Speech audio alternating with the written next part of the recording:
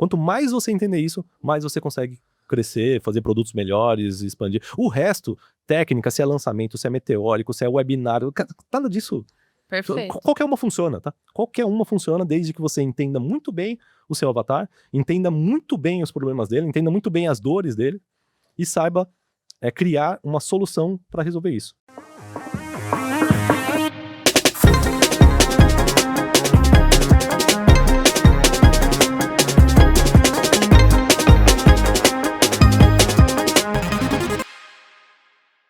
Fala pessoal, sejam bem-vindos a mais um Eduscast. Agora com um canal, só nosso mesmo, com conteúdos exclusivos para vocês. Hoje eu tô com um convidado mais do que especial. Inclusive é um assunto que hoje na Eduz está super em alta. Eu tô com o Denison aqui, ele é CEO da MindMaster e também expert em liderança e gestão. Seja muito bem-vindo, a gente está muito feliz de ter você aqui com a gente. E conta pra galera de casa quem é você. Legal, obrigado Jéssica, obrigado Eduz pelo convite, né? É um prazer estar aqui falando com vocês.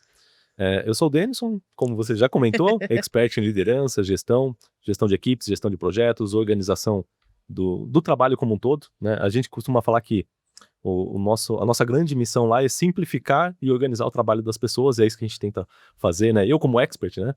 Quem é expert aqui entende, né? A gente gosta de gerar valor com aquilo que a gente faz, e eu acho que o valor que eu gero é justamente esse. É ajudar as pessoas a organizarem melhor o trabalho delas e simplificarem seus processos, a gestão das suas equipes e tudo mais. E já tem 10 anos, né, que eu tô à frente da MindMaster, que a gente fundou essa empresa.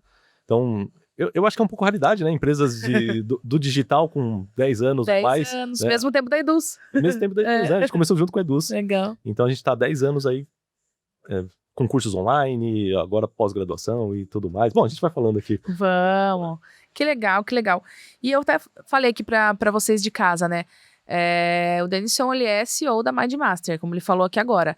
E acho que vocês estão de casa. O que é MindMaster, né? O que exatamente é? Ele vai explicar um pouquinho para vocês que estão aí em casa.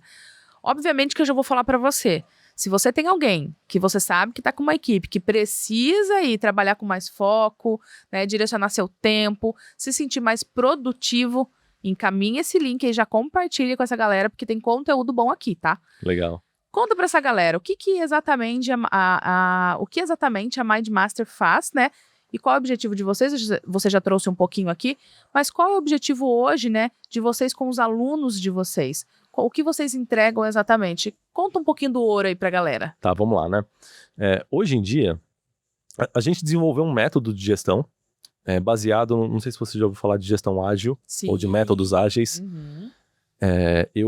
Eu vim do mundo corporativo, né, sei lá, tem uns 25 anos de experiência já, né, de trabalho. Show. A falta de cabelo não nega a idade, né? Tá entregando. Tá entregando.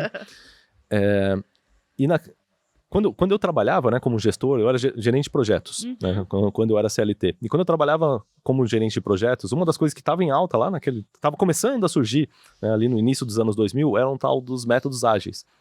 Eu me especializei nisso. Uhum. E o jeito que eu organizava os projetos, que eu fazia gestão de projetos usando gestão ágil, me dava uma produtividade muito maior, uma organização muito maior do que o jeito tradicional que se fazia na época. Né? Eu acabei me especializando nisso. Eu dava treinamentos informais naquela época, ali por volta antes de 2010, mais ou menos. Legal. E aí, quando vira os anos 2010, 2012, 2013, eu conheço o Denis, né, que é o meu sócio, e a gente fala, cara, e ele também, dando treinamento de métodos ágeis naquela época, fala, por que a gente não pode vamos abrir uma empresa junto pra gente treinar, isso que a gente dava treinamentos internos na empresa, né? Legal. Por que a gente não dá esses mesmos treinamentos tá fora, né? Pra ajudar as pessoas a também organizarem melhor seus projetos, suas equipes e tudo mais. E a gente começou a fazer isso, primeiramente com treinamentos presenciais, e baseados puramente em Scrum, Kanban, que eram os métodos ágeis, né? Só que com o tempo, o que a gente percebeu? E naquela época o nosso público era muito um público de TI. Era muito programador, a galera da TI, né? Começou aí, que vinha na muito. verdade. Começou aí, né? Porque começou aí, então eles conheciam isso, né? Já tinham um nível de consciência alto do que era isso que a gente estava ensinando. Perfeito. 80% do nosso público era TI. Só que o que a gente percebeu, isso há 10 anos atrás, né? Que o que a gente ensinava não era coisa de TI, serve para qualquer um, qualquer líder, para qualquer gestor, qualquer um que tenha um monte de trabalho para fazer, tem uma equipe para executar esse trabalho e precisa organizar essa bagunça, precisa de gestão, né? E a gente percebeu que isso que a gente ensinava servia para qualquer pessoa. E conforme o tempo foi passando, foi vindo um público que não era de TI para MindMaster, né? Para os nossos conteúdos. A gente começou a criar conteúdo para a internet. Sim. E a gente começou a perceber, e isso não estava claro pra gente no começo. A gente achava que, cara, nós só vamos vender pra galera de TI, né? TI. Só que começou a vir um público de tudo quanto é área variada. Mar ali, né? gigantesco. Enorme. A gente falou, não, então peraí, né? A gente tem que adaptar e criar uma metodologia que seja simples, que a gente falava muito de jargão técnico, muita coisa nessa época que só o pessoal de TI entendia. Uhum. Precisamos criar uma metodologia simples para esse público mais amplo. Sim. E aí, ao longo dos últimos 10 anos, a gente vem desenvolvendo essa nossa metodologia, aprimorando ela. Então, hoje, a gente tem um curso de formação de gestão baseado nessa mesma metodologia, que a gente chama de Gestão Ágil 2.0. Legal. Temos a pós-graduação em cima dessa metodologia e vários cursos paralelos, né, de liderança, de gestão de tempo, de assuntos correlatos. A gente também tem, sei lá, deve ter mais uns 10 cursos que a gente tem, Bastante. que a gente vende. Que legal. E hoje, na verdade, a gente fala sobre gestão de tempo, projetos, e, na verdade, tudo isso está envolvido, né? Sim. Nessa questão que você traz. E a gente sabe, a gente está falando até um pouquinho antes de começar aqui, pessoal, a gente está falando sobre o período pandemia, né? Já faz um tempo, só que ainda a gente sofre um pouquinho com os resquícios, né, da pandemia.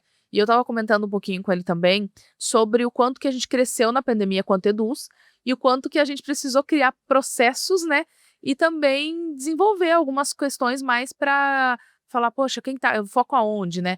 Uma equipe maior, como você trouxe, a gente tinha 100 funcionários, do nada a gente pulou para 550 funcionários. Então, obviamente, que a gente precisa de uma estrutura, né, bem feita. Hoje você considera que, mesmo que pós-pandemia, que a gente sentiu essa dor ali na essência, né, acho que cortou ali na pele de todo mundo, né? Você considera que ainda tem muita empresa que não pratica nenhum tipo de metodologia para foco, para organização de projetos? Você sente que tem muita empresa assim, ainda? Com base no que a gente vê de mercado, né, que é o que a gente atende. A grande maioria não tem. Não. E não importa o tamanho, tá? Pode ser uma empresa de 30 pessoas, de 100, de 500, de 1.000. Acima de 1.000 funcionários já é difícil você ver alguma coisa desorganizada, tá? Mas as empresas de 500 para baixo, quase nenhuma. Isso influencia no resultado, né? Total. Porque as pessoas estão... E aí, né, quem tá na liderança, quem tá... ou exercendo cargos de liderança dentro da empresa, normalmente fica só apagando incêndio, tudo é prioridade, nada é prioridade. E quando tudo é prioridade, nada é prioridade, né? E a pessoa não consegue fazer o que realmente importa, porque muitas vezes ela tá fazendo coisas que ela só ela tá resolvendo uma urgência de hoje que foi algo que era importante ontem, mas ela não tratou quando era importante, esperou ficar urgente. Isso é o que a gente mais vê, tá? A gente mais... e talvez o que motiva a gente, né, de estar aqui ensinando isso, porque a gente consegue resolver esse tipo de coisa, né? Exato. E o que você trouxe, traz... Assim, e aí, desculpa, pode falar, imagina. No caso da Eduz, que cresceu, né, exponencialmente, 4 vezes, você comentou, né? Sim, em poucos anos. 4 vezes. 3, 4 vezes em poucos anos. Tudo isso que eu comentei acaba se agravando, né? Sim, muito. Muito, porque daí a gente só vai ver quando estourou, né? Só vai ver quando estourou. Não, mas peraí, não tem processo, eu até comentei. Hoje a gente tem times, né? Time de operações, BI, né? Imagina, nessa época a gente não tinha nada. Era todo mundo colocando a mão em tudo, né? E isso realmente não dá. Mas aí, tem um outro negócio que eu sempre falo, também tem que tomar cuidado, tá? Que eu percebo, principalmente quando vem empresas pequenas, que eu acho que a maioria dos casos dos infoprodutores, que são empresas menores, começam pequenos, né? Às vezes é só ele, né? O infoprodutor, às vezes ele tem no máximo ali, sei lá, 5 pessoas, 10 pessoas. Empresas menores, às vezes... O que acontece, tá? Tem gente que vem com uma empresinha muito pequenininha e quer encher de processo. Quer colocar processo para tudo e fazer o organograma e tal, aquele monte de coisa. E engessa a empresa. Sim. Então, depende do momento da empresa, você precisa de mais gestão. Dependendo do momento, você precisa de uma gestão mais flexível. Tá? No caso da Eduz, com certeza, vocês devem estar precisando de um arcabouço mais complexo de gestão.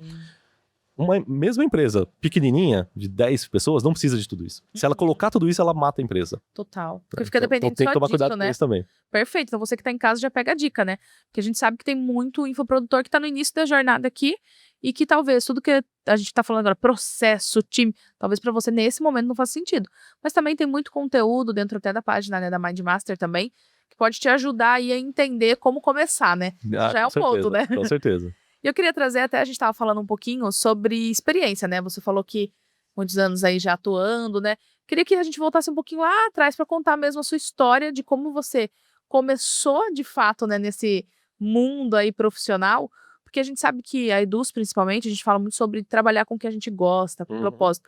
E eu vejo muito, seguindo vocês e todo o contexto que eu já converso aqui, até com quem atende vocês, com feedbacks de clientes, vocês entregam muito e dá pra ver que isso também é muito da essência de vocês, do Denis, né? Uhum. Da sua própria essência. Então, tem uma questão de fazer o que gosta, pra ser apaixonado pelo que faz mesmo. Sim. Quando você descobriu essa paixão pelo que você tá fazendo hoje? Ó, vamos lá. Já tem bastante tempo, né? Até comentei contigo, já tenho mais de quase 25 anos de experiência profissional. Lá no comecinho da minha carreira, eu diria que até 2006, 2007, mais ou menos, eu trabalhava como profissional, né? Sempre em grandes empresas, eu sempre trabalhei. Nessa época que eu tô comentando aqui, eu tava no Banco Santander, que é, sei lá, quantos mil funcionários tem. Nossa. Eu sempre trabalhei em empresas assim, com grandes estruturas, né? Que, inclusive, o meu avatar hoje é esse profissional, é um CLT que trabalha numa grande empresa, né? Por quê? Porque eu sou o avatar transformado, né? Eu era essa pessoa e eu cresci até cargos executivos, cargos de gestão. Então eu ajudo as pessoas a crescerem dentro disso daí. Perfeito. Né? E como que funcionou comigo? Eu fiquei muito tempo, até, sei lá, 2006, trabalhando ali, só que um profissional estagnado. Uhum. Eu era analista e meu sonho era ser gerente naquela época, né? E eu não conseguia crescer, não conseguia evoluir, eu não sabia por quê e tal, fui procurar estudar. E aí, em paralelo a isso, eu recebi um projeto para gerenciar lá no banco, para, assim, sei lá o que deu no meu chefe ali, ele achou, cara, vou te ajudar, né? Você quer tanto ser líder, né? Então, gerencia esse projeto novo aqui da corretora. Aí, puta, fiquei todo feliz, né? Vou gerenciar o projeto. Achei que agora eu ia ser promovido, agora eu ia virar gestor, né? Vamos destacar aqui. Foi péssimo, né? Assim, nada funcionou. Uhum. Todos os prazos que eu dei, eu não conseguia cumprir, sabe? Foi um desastre. Uhum. Tanto que chegou um momento, acho que uns 6 meses depois disso, eu tava achando que eu ia perder meu emprego, sabe? Eu tava me arrependendo de ter aceitado aquela oportunidade. Falei, cara, quando eu só era analista, quando eu só era um trabalho técnico, eu era elogiado, eu tava indo bem, né? E agora me promoveram para líder, promoveram só, não no salário, né? Só me deram ali a atribuição. O teste. E eu tava sendo um desastre. O projeto não tava... Eu não conseguia cumprir nenhum prazo que eu dava, a equipe tava perdida, eu não sabia nem como liderar as pessoas, como cuidar de pessoas. E nesse mesmo tempo, eu tinha acabado de ficar noivo da minha atual esposa, né? E aí eu tava naquele impasse, caramba, eu vou casar, né? E não sei se você é casado, quem já casou sabe quanto custa um casamento.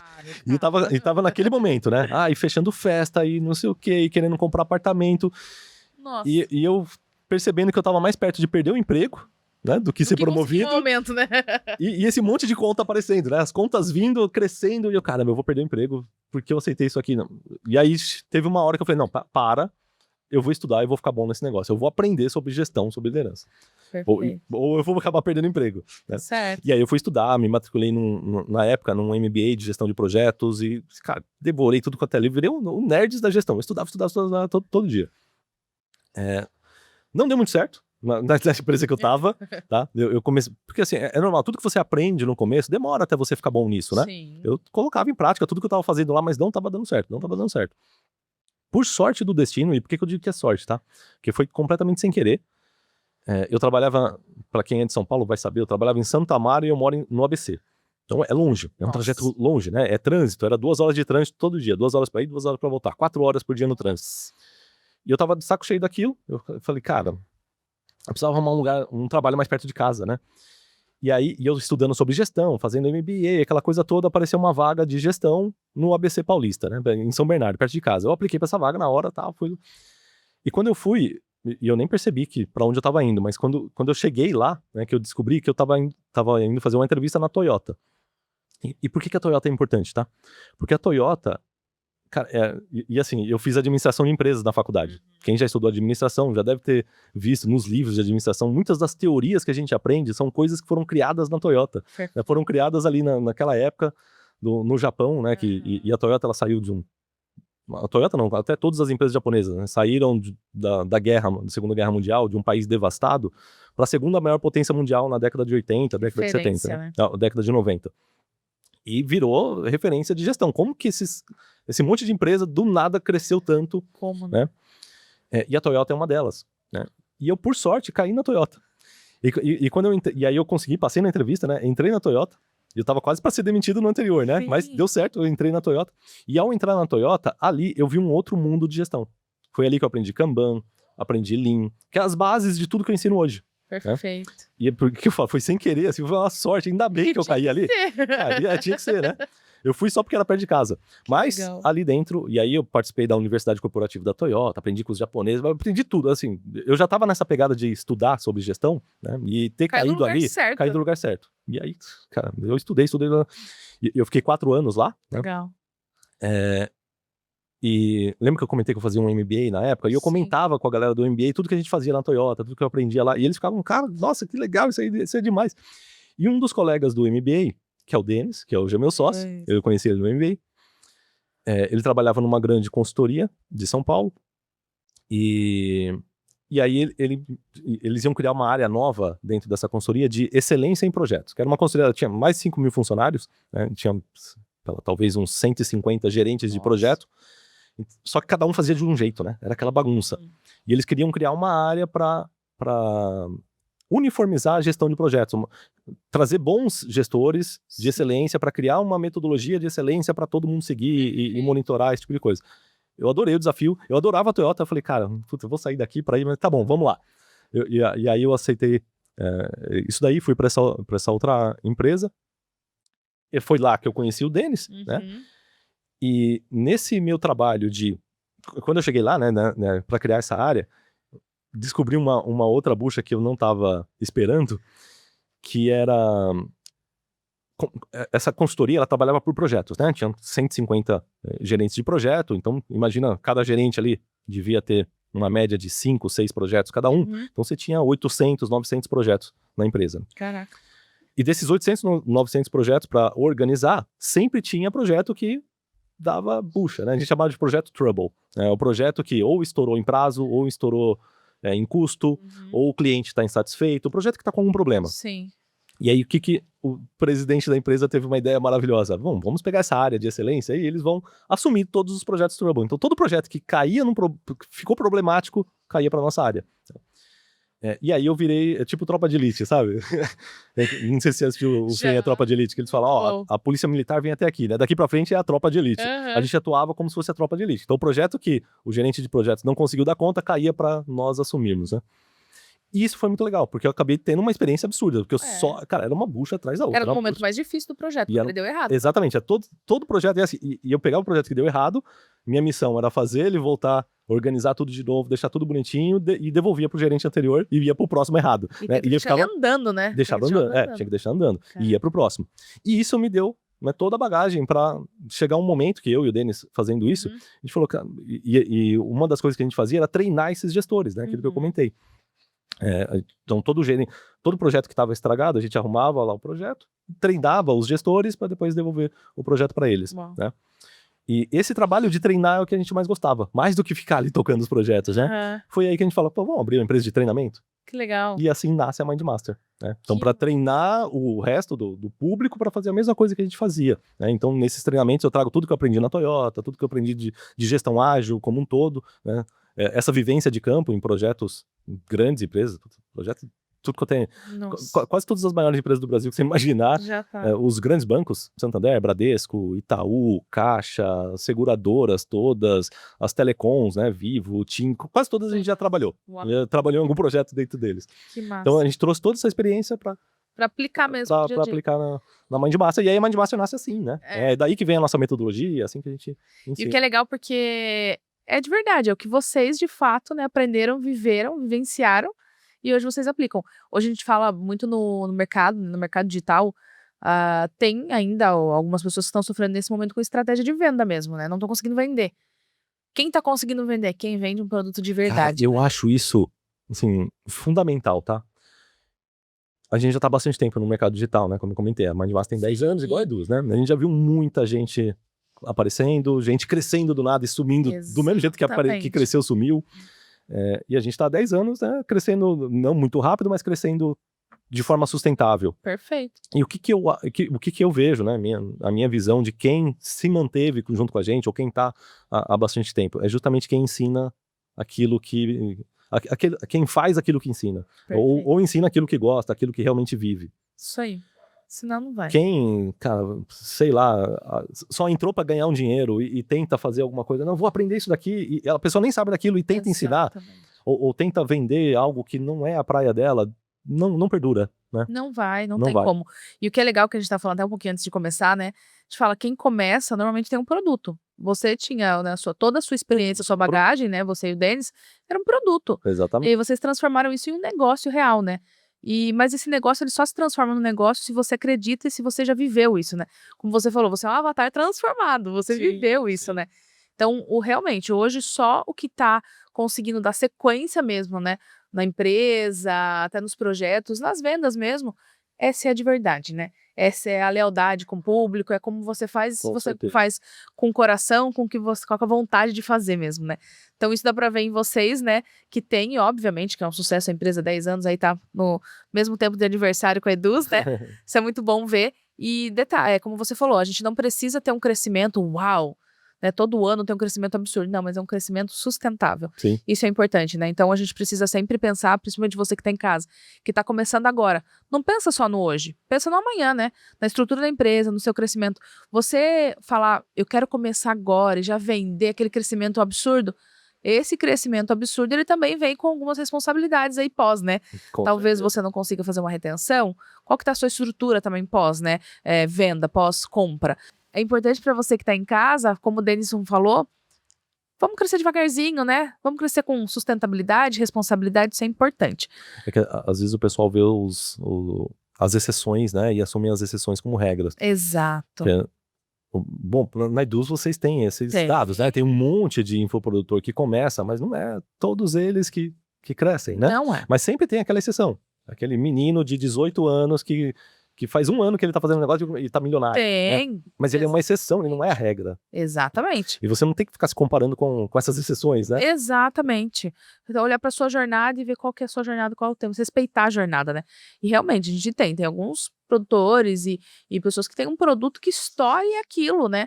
Estourou e continua, é aquilo. Mas a maioria mesmo poxa, você traz um produto, trabalha escala, trabalha, né? Tem tempo, né? Tem que dar tempo ao tempo. Cada empresa tem um tempo, cada produto tem um tempo. E eu acho que o principal, e fica até dica aqui para quem tá iniciando, né? Como infoprodutor, como empresário, o principal comportamento que você tem que, como que eu posso dizer, proteger, né? A todo custo, é a sua persistência. Assim, o principal, tá? Todo o resto, você corrige. Perfeito. Eu não falo bem pra câmera, eu não sou tão bom, eu sou, sei lá, preciso estudar mais, eu preciso aprender a vender mais. Tudo isso dá pra corrigir se você tiver persistência, se você não desistir, se você não parar. Perfeito. E não ficar, obviamente, se comparando com as exceções que cresceram, que tal, não sei o quê, porque só faz você parecer que você tá muito devagar, que você nunca vai conseguir, que fulano consegue, a fulana conseguiu e eu nunca consigo. Não se compare. Compare com você mesmo. Né? Eu sempre vejo, cara, a minha empresa esse ano tá melhor do que estava ano passado? Ou esse trimestre tá melhor do que estava o trimestre passado? Sim. Só ver se você tá evoluindo. Se você tá evoluindo, ótimo. É isso. Acho que um belo exemplo é você mesmo, você trouxe, né? Quando você achou que ia dar tudo errado, ia ser mandado embora, você não desistiu do que você ainda queria, né? Você se aplicou para outra vaga, continuou seu MBA e hoje, graças a Deus, é um sucesso. Então, a persistência, você tá aí um exemplo bem legal, né? Eu acho que é isso aí, é o principal comportamento, se alguém quiser. Tem que ser, né? Tenha persistência. Você pode ter todo o resto, mas se você não tiver persistência, você cai. É isso. E até olhando para a questão de persistência mesmo, a gente fala hoje muito sobre a gestão ágil, obviamente, dentro das equipes, né? Então, você que está em casa, como líder, vou fazer uma pergunta aqui que eu acho que você poderia ficar bem atento. É importante o impacto, né? Óbvio que a gente sabe que tem um impacto muito gigantesco na operação quando a gente fala sobre gestão ágil. Tem muito líder que ele começa e ele desiste, porque não é fácil mesmo, da dia para noite, você começar a aplicar a gestão ágil dentro da sua equipe. Fora a persistência, qual dica que você dá em casa para quem é mesmo líder e hoje está sofrendo com a equipe que não está conseguindo ter uma proatividade ou produtividade? Qual a dica que você dá para quem está em casa de, poxa, fora a persistência, o que mais que você precisa ter como líder dentro da sua equipe hoje? Uma das coisas que é um dos erros que eu vejo a maioria dos líderes cometendo, né? É tentar centralizar demais as coisas. Quando você centraliza, na verdade, o que é centralizar, tá? É algo que a gente vê ali, né? O líder está centralizando, tudo tem que passar por ele e tal. E aí ele acaba ficando sobrecarregado, não tem fim de semana, e fica com aquela sensação que a minha equipe não entrega se eu não colocar a mão, se eu não fizer e tal. Na prática, o que é isso? Isso, na verdade, está mascarando uma insegurança. Então você tem que tratar, ou pelo menos tentar entender por que você tem tanta insegurança. Por que você não confia na sua equipe? Talvez, pode ser, obviamente, que a equipe não tenha as habilidades técnicas necessárias ou não tenha a capacidade necessária para fazer o que precisa ser feito. Sim. Aí é um problema pontual, né? Eventualmente precisa trocar alguém, mas não é o que eu vejo na maioria das vezes, tá? Na maioria das vezes não é o problema não tá na equipe. A maioria das vezes o problema tá no líder que não confia, e ao não confiar, ele não delega o que poderia ser delegado, não delega do jeito que deveria ser delegado, ou quando ele delega errado e aí ele não confia mais em delegar. O que é delegar errado? Por exemplo, se eu passar uma tarefa aqui para você e falar, você precisa pintar esse copo de, sei lá, a alça aqui da caneca de azul. Só que eu não vou especificar a cor, eu não vou falar por quê, eu não vou dizer qual é o resultado esperado, só vou falar pra você, Juliana, pinta pra mim essa caneca aqui. Você vai pintar da cor que você quiser, você pode pintar em volta, você pode não pintar só aqui. Se eu não detalhar exatamente o que eu quero e não garantir que você entendeu que o que eu pedi é realmente o que eu preciso fazer, eu não estou delegando direito, né? E aí uma dica simples que qualquer um pode fazer é, depois que você delega uma atividade pra alguém, pergunta pra essa pessoa o que você entendeu do que precisa ser feito. Perfeito. Só de fazer essa pergunta, de perguntar pra outra pessoa o que você entendeu do que precisa ser feito, você já resolve um monte, assim, eu diria que, sei lá, 60% ou 70% dos problemas de comunicação se resolvem com essa única pergunta. Porque aí a pessoa vai dizer o que ela entendeu, aí você já, não era isso que eu quis dizer. E aí você explica de novo, até chegar no consenso. E não gera retrabalho, né? E aí isso não gera retrabalho. Porque não fazer isso faz a outra pessoa fazer de um jeito que muitas vezes você não queria. Quando vai chegar pra você e fala, não foi isso que eu pedi, a pessoa, foi isso que eu entendi. Mano, mas não foi isso que eu pedi. Não é isso. E aí de tanto fazer isso, chega uma hora que você se cansa, você perde a confiança na pessoa, você acha que a pessoa nunca faz do jeito que você faria, você começa a ir lá e fazer por você mesmo. Adiantando o filme, no final das contas, onde você tá? Você tá lá apagando incêndio, no operacional, preso, fazendo tudo por todo mundo, e a sua equipe perdida, Sim. Desmotivada, porque não sabe para que direção que tem que ir, não sabe exatamente por que tá fazendo o que tá fazendo. Então, eu acho que esses são os erros principais dos iniciantes. Perfeito. Então você que tá em casa já sabe. Tá delegando? Delega direito. Delega direito. E uma vez delegado, confia. Confia. E aí é um exercício de... não é fácil, tá? Eu sei que para algumas pessoas não é fácil confiar. Então você tem que exercitar isso. Não é uma coisa que vai ser do nada, você não vou confiar. Porque na maioria das vezes não vai vir do jeito que você faria. Sim. E você tem que se acostumar com isso. Se acostumar com... Por quê? Porque se sempre você precisar ser do mesmo jeito que você faria, cara, você nunca vai poder delegar, você nunca vai poder crescer. Não, exatamente. Então. E essa confiança, ela vem de dentro pra fora também, né? Então confia em você. Você como líder, se você é um líder que tá conseguindo, né, gerir ali o pessoal, trazer uma consciência do que você exatamente precisa. Um belo exemplo é a delegação. Bom, eu vou ali delegar, tá bom. Então, para eu delegar, eu preciso dar um briefing do que eu preciso. Exatamente. Então, eu preciso detalhar. Se eu só delego, eu também não tô sendo uma boa líder, né? Então, eu preciso também, porque se eu tô explicando exatamente o que eu quero para aquela pessoa, ela vai entregar muito perto do que eu faria. Exatamente. Não como eu faria, mas muito perto, né? Exato. Então, aí essa frustração, ela muda, essa segurança, ela muda. Então, o processo de delegar não é só delegar, como você falou, é explicar, né? É deixar ali mesmo como eu espero que seja o resultado. Qual é o resultado que eu espero? É esse. E sabe o que eu percebo, Juliana? Muita gente, não sei se você usa ChatGPT ou inteligência artificial hoje em dia. Meu amigo do dia a dia. Com a inteligência artificial, eu vejo muita gente usando ela, e eu falo, pô, por que você não faz assim com as pessoas também? O que é, né? A pessoa vai lá, explica pro ChatGPT o que quer, e aí ela vai, e às vezes vem uma resposta ruim, né? Aí ela vai, pô, por que o ChatGPT não respondeu tão bem? Ela vai ver, então peraí, vai lá estudar engenharia de prompt, aquelas coisas, eu preciso explicar tudo direitinho pra ele, né? Aí ela volta lá pro ChatGPT e fala, você é não sei o quê, precisa fazer isso, isso e isso, o resultado que eu espero é esse, aí vem uma resposta melhor do ChatGPT. Aí ele olha pra aquela resposta e fala, modifica isso daqui, faz mais assim, mais assado. E aí ele vai fazendo essa interação com o ChatGPT até vir uma resposta certa, né? Para delegar com seres humanos é do mesmo jeito. Belo exemplo. É do mesmo jeito, você tem que ter a mesma paciência que você tem ali com O chat o chat GPT. É isso né? mesmo. É explicar direitinho o que precisa ser feito, quando retornar, você explicar o porquê que não ficou bom, retorna deixa a outra parte tentar de novo, Sim. para ela ir aprendendo, e vai fazendo essa iteração até ficar Perfeito. bacana. É o que fala, é tudo treinável, né? O próprio chat, ele é treinável, né? Exatamente. Então, tudo da mesma treinável. forma que a gente treina ele, vamos treinar a equipe também, né? Isso é muito importante. E a gente, como eu te falei, né? A gente tá nesse momento da Eduz, muito desse lugar, a gente tá falando muito sobre Team Sprint, então a gente tá olhando muito também pra gestão ágil. Então, todo tempo a gente fala com alguém, e aí, como que tá lá? Como que você tá conseguindo? Ah, não, eu tô conseguindo ver meus entregáveis, né? Imagina que a gente falava sobre entregáveis antes, né? Hoje a gente fala muito sobre projetos.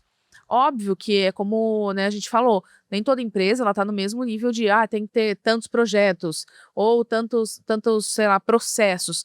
Todo mundo tem o seu tempo ali. Mas quando a equipe ela tá engajada com o seu líder, tem essa segurança e tem clareza do objetivo, né, de cada papel ou de cada responsabilidade, eu acho que o resultado ali ele já dá uma mudada, né? Não, com certeza. Não tem como, né? E até uma dica, uma outra coisa que eu vejo, principalmente gestores iniciantes, né, cometendo, que muita gente reclama para mim, minha equipe não tá engajada, ou não tá motivada, eles não vestem a camisa, aquele tipo de coisa, né? E tem uma coisa que você precisa, você que tá ouvindo a gente aqui, você precisa entender, cara. Para motivar trabalhadores do conhecimento, que hoje em dia nós somos trabalhadores, a gente não é mais, a natureza do trabalho, a grande massa de trabalho hoje não é trabalho braçal, né? O trabalho braçal está sendo automatizado por robôs e etc. Total. A maior massa de trabalho hoje em dia são trabalhadores do conhecimento, são pessoas que trabalham com a cabeça, pensando, né? E para motivar trabalhadores do conhecimento é diferente do jeito que se motivava pessoas no século passado. Que Total. motivava ali quem só apertava parafuso, esse tipo de coisa. Trabalhadores do conhecimento, eles se motivam basicamente por 3 coisas, tá? Que são 3 coisas que você como líder, você tem que ter isso em mente. A primeira delas é propósito. As pessoas precisam saber o porquê que elas estão fazendo o que elas estão fazendo. Você como líder, a tua missão é dar esse propósito. Você tem que dizer, por que a gente está aqui? Tem um projeto, surgiu um projeto pra gente fazer. Por que desse projeto? As pessoas precisam saber o porquê, não é só porque sim. Exato. Faz porque sim, faz porque eu tô mandando, ou faz porque o chefe mandou, ou o presidente da empresa mandou. Não, tem um porquê. Esse projeto tem um porquê de existir. Ele resolve um problema, ou ele resolve alguma necessidade da empresa. Sim. Então, o teu papel como líder, primeiro deles é dar esse propósito, é explicar para as pessoas o porquê que elas estão ali. E o propósito de cada um também, que cada membro da equipe tem um propósito dentro daquela equipe. É importante estar claro para essa pessoa, qual a importância dela. Isso é o primeiro aspecto que motiva as pessoas, trabalhadores do conhecimento, eles precisam ter propósito, precisam saber o sentido de estarem ali. Segundo, é a autonomia. Cada vez mais as pessoas precisam de autonomia. Ninguém mais aguenta o chefe mandão, sabe? Que diz o que tem que ser feito assim, tem que ser feito assado. Eu faria assim, eu quero que você faça do mesmo jeito que eu faria. Perfeito. Essa figura, a gente costuma falar que é o gestor tradicional, né? Que é o do comando e controle, que ele faz a gestão na base do chicote. Então, 1.0, né? É o gestor 1.0. Essa postura de gestor, isso não é líder, é gestor, né? Essa postura de gestor não funciona hoje em dia.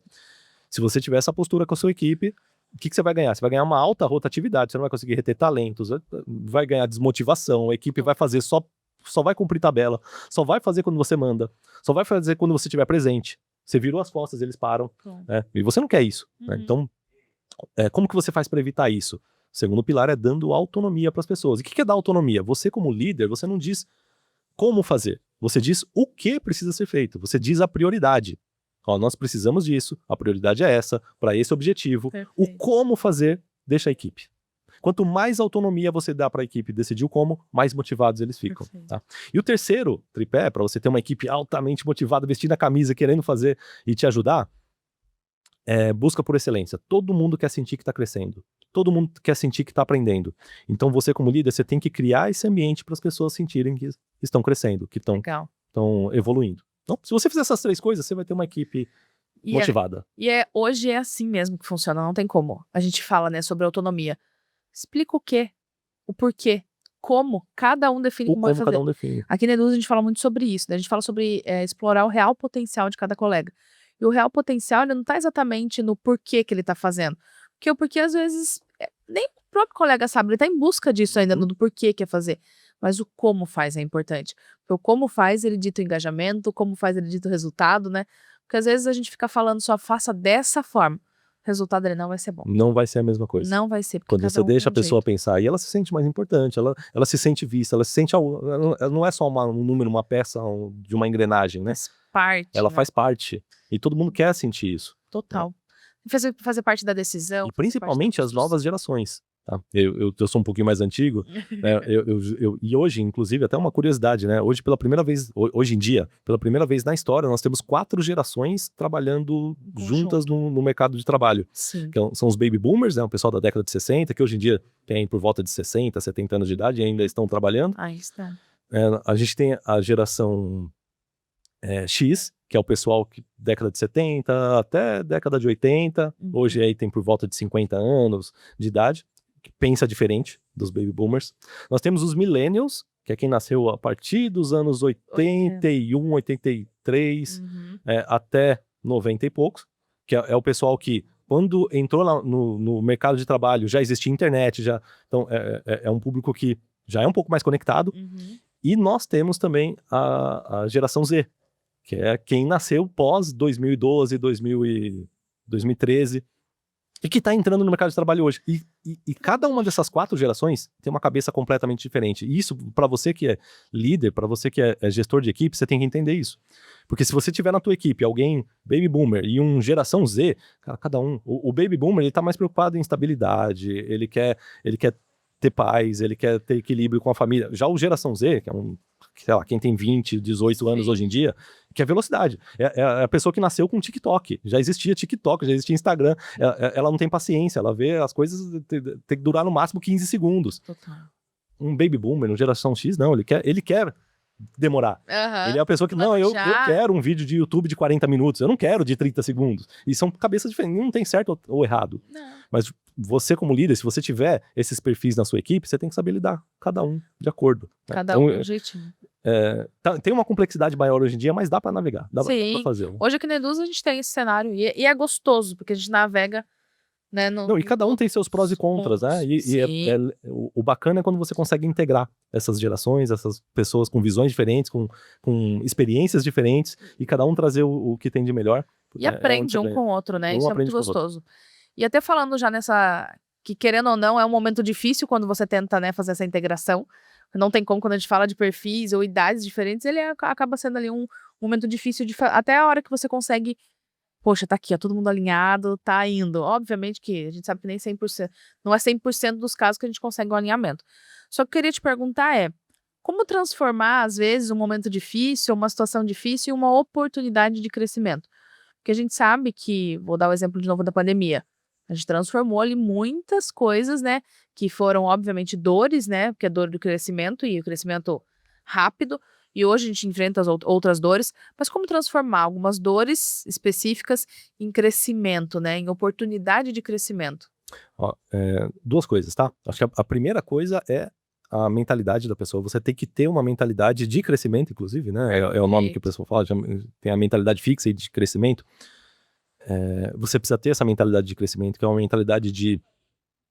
Não importa o problema que aconteça, não existe problema, não existe erro, tudo é aprendizado. Né? Então, se eu tô passando por um momento difícil, sempre para e reflete. O que eu posso aprender com isso? Perfeito. E aí, dica de vida, né? Que eu sempre percebi isso na minha vida e eu vejo que é uma verdade, ou talvez até uma lei universal. Todo problema, todo revés, tudo que vem, que aparentemente é ruim, esconde uma oportunidade de igual ou maior proporção. Né? Então, sempre que você está vivendo alguma coisa ruim, ou está acontecendo alguma coisa ruim, tem ali escondido alguma coisa que pode ser benéfica para você. Perfeito. De igual ou maior proporção. Tá? Então, e isso é mentalidade, né? É um jeito de enxergar as coisas. Se você enxergar assim, você acaba transformando problemas em oportunidades sempre. Perfeito. Né? E aí, dando um passo além disso, que é até uma das coisas que a gente ensina no nosso curso, que é a mentalidade de antifrágil. Não sei se você já ouviu falar desse termo, antifrágil. O que é o antifrágil? É o extremo oposto do frágil. Então, frágil, essa xícara é frágil, por exemplo. Ela não quer que eu fique mexendo nela. Ela quer, se ela tivesse uma consciência, ela queria ficar quietinha aqui, né? Porque se ela cair no chão, ela quebra. Ela é fácil de quebrar. Né? Quanto mais fina ela fosse, mais frágil ela seria. Então, uma coisa frágil é uma coisa que se rompe com o estresse, se rompe com problema, uma coisa que quebra, se danifica com qualquer impacto. Né? um profissional frágil, uma equipe frágil, uma empresa frágil, é o mesmo princípio. Ela não pode, nada pode mudar. Se alguma coisa mudar, se tiver uma mudança no mercado, uma mudança em qualquer lugar, ela quebra. Alguma coisa quebra. E o que é o antifrágil? Seria o extremo oposto disso. São coisas que se beneficiam do caos, que se beneficiam do impacto, ou se beneficiam disso. Aí você fala, pô, isso é bom, né? Como é que eu faço paciente? Um exemplo de coisa antifrágil, os nossos músculos do nosso corpo. Sim. Como que faz para o músculo crescer? Você tem que ir na academia, fazer exercício, e quando você está levantando peso, o que você está fazendo internamente no músculo? Está rompendo as fibras, e quando elas cicatrizam de novo é que ele cresce. Né? Isso é um sistema antifrágil, ou seja, eu estou aplicando um estresse, algo que teoricamente, naquele momento ali é dolorido, parece que está ruim, mas aquilo vai reconstruir e vai voltar mais forte. Perfeito. Então, o conceito de antifrágil é sempre voltar mais forte depois de um impacto, depois de um revés. Tá? Como é que a gente faz isso na empresa, né? Como que transforma a nossa empresa numa empresa antifrágil, ou nossa liderança numa liderança antifrágil? É a gente dando espaço para esses fatores estressores, né? Para ter um pouco dessa... É como se fosse antecipar problemas. Tá. Né? A gente dar espaço para coisas que a gente sabe que tem uma alta probabilidade de falha, mas uma falha controlada, que não vai colocar tudo em ruína. E ao ter essas pequenas falhas, a gente corrigindo elas, a gente vai crescendo em cima dessas falhas, ao mesmo tempo que a gente preserva o que a gente faz. Sim. Ficou bem teórico, né? Mas só para você entender, seria como... Imagina que você tem, sei lá, todas as iniciativas da sua empresa, você vai fazer 90% delas do jeito que você sempre fez, do jeito que você está acostumado, do jeito que você sabe que dá certo. 10% delas você vai inovar. Você vai fazer de um jeito que, cara, provavelmente vai dar errado. A maioria das vezes vai dar errado. Você vai testar as ideias mais malucas. Mas nunca teste as ideias malucas em tudo. Só em 10%, no máximo 20%. Se uma ideia maluca der certo, talvez compensa todo o resto, tá? Mas a maioria vai dar errado. Tem que pensar no ambiente controlado, né? É um ambiente controlado. Então você criar... E essa é a mentalidade antifrágil que a gente fala, tá? Então você tá o tempo todo... Nem no nosso caso. A gente tem 10 produtos. 9 produtos a gente não vai mexer. A gente vai continuar vendendo do jeito que a gente vende, deixa eles quietinhos ali. Um deles a gente vai testar uma campanha diferente, vai testar um modelo diferente, vamos mudar a abordagem, vamos tentar outro avatar, porque se não der certo, tá tudo bem. Eu errei em 10%. Perfeito. Mas se eu acertar alguma coisa aqui, pode ser que ela passe tudo o resto que eu já faço. Super certo. A questão é não ter medo, né? E aí você acaba não tendo medo, porque tá controlado, o risco tá controlado, né? Então, é isso que eu... São as dicas que eu dou. Perfeito. E o que é legal a gente entender, porque assim, poxa, realmente a gente tem medo do problema. Você até deu um exemplo agora, vocês estavam, né, na empresa, quando vocês estavam na consultoria ainda, né, vocês estavam atuando como tropa de elite ali. Vocês só estavam atuando em projetos que deram errado. Exatamente. Ali eu acho que você foi criando também uma casca, vamos dizer assim, né? Entendi muito o que dá errado. O que dá errado e o quanto você viu de oportunidade no que deu errado, né? Eu acho que nesse lugar aí, a gente tá falando de, poxa, quantas empresas, Eduz e qualquer outra empresa, quanta coisa já não deu errado para transformar no que tá hoje, né? Quanta coisa foi importante, né? A pandemia, algo que deu errado, mas que muita gente transformou em bons virou oportunidade para muita gente. Virou oportunidade para muita gente. Então, acho que o ponto é legal, como você falou mesmo, testar no ambiente controlável. Acho que isso é importante e não ter medo. E não ter medo. E se acontecer, cara, aí é a mentalidade. Entender que, peraí, todo problema... Se eu tô vivendo isso é porque tem alguma coisa escondida aqui, tem alguma oportunidade, tem alguma lição que se eu entender qual é, eu vou voltar mais forte, eu vou voltar melhor. Perfeito. E você acha que a cultura da empresa também influencia nisso? A cultura em si? Com certeza. Ela é importante, né? E a cultura, ela acaba sendo disseminada, né, em todos, e se o líder principal não tiver essa visão, esquece. Vai todo mundo seguir o que... Cultura, eu brinco, é igual criar filhos, né? Os seus filhos, eles meio que imitam... Não importa o que você fale. Não importa se você colocar as regras da casa são essa e coloca lá na parede as regras da casa. Perfeito. E você fala todos os dias aquelas regras da casa. Mas se você, como líder, não viver aquilo, no seu dia a dia não for o seu comportamento, ninguém vai fazer. Perfeito. Ninguém vai fazer. Você que tá em casa, tá começando. A gente tem um público muito grande que tá começando aqui no digital. Já saiba que começou a dar errado, você é o primeiro exemplo da empresa. Alguma coisa em você precisa ser ajustada, certo? A maioria das vezes. Normalmente o problema tá em você, tá no líder. Né? Normalmente o problema de cultura normalmente é reflexo de algum comportamento seu, que às vezes é até ponto cego da pessoa, ela nem sabe o que ela faz. Mas normalmente e aí você tem que fazer um trabalho de autorreflexão aí, procurar entender o que eu tô fazendo aqui, que eu tô gerando essa cultura. Perfeito. Né? Porque normalmente a cultura é reflexo do líder. Perfeito, perfeito. E para essa galera que tá começando, tem umas 3 dicas? Não dá muita dica, pra quem tá começando e você fala, putz, se eu tivesse lá no começo, se alguém tivesse me falado essas 3 coisinhas, poxa, Deixa eu ver, 3 mudaria o coisas. jogo aí. Não precisa ser 3, mas o que você achar que é importante aí pra galera.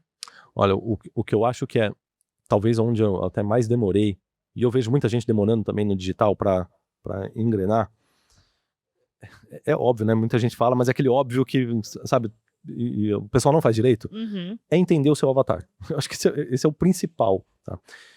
Eu tive facilidade, porque é aquilo que eu comentei, eu sou o avatar transformado, mas eu não tinha essa clareza quando eu comecei a empresa. Pra mim, eu tava, cara, tentando criar produto pra um, pra outro. Eu achava que eram várias pessoas.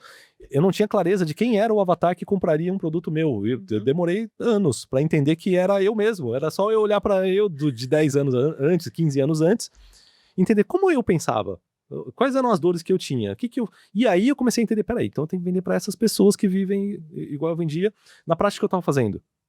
E aí começou a dar certo, né? Quando eu comecei a vender, quando eu comecei a entender muito bem a cabeça do avatar, a cabeça da minha persona, ou cliente, tem vários nomes para isso, né? Mas a cabeça do público que compra de você. Tá? E aí eu fiquei obcecado por isso. Eu faço muita pesquisa, entrevisto pessoas do público, entrevisto os meus alunos, né? Então quanto mais eu converso, quanto mais eu tô em contato com eles, mais eu entendo a cabeça deles, mais fácil se torna eu ajudá-los a resolver seus problemas, né? Porque um produto digital, um curso, um serviço, nada mais é do que você ajudando as pessoas, resolvendo o problema de alguém. E se você não entender o problema dessa pessoa, não só entender o problema, mas entender que dor, o que esse problema causa na vida dela, né? O que realmente incomoda ela ao ter esse problema. E quais são as necessidades ou sonhos que essa pessoa tem depois que ela resolveu, ou talvez resolver o problema seja um sonho, ou talvez ela tenha um sonho que esse problema impede ela de alcançar esse sonho. Você entender isso, quanto mais você entender isso, mais você consegue crescer, fazer produtos melhores, expandir. O resto, técnica, se é lançamento, se é meteórico, se é webinário, nada disso. Perfeito. Qualquer uma funciona, tá? Qualquer uma funciona desde que você entenda muito bem o seu avatar, entenda muito bem os problemas dele, entenda muito bem as dores dele e saiba criar uma solução para resolver isso. Perfeito. A tua missão, cara, é isso. Pense, você é um resolvedor de problemas, você é pago para resolver problemas.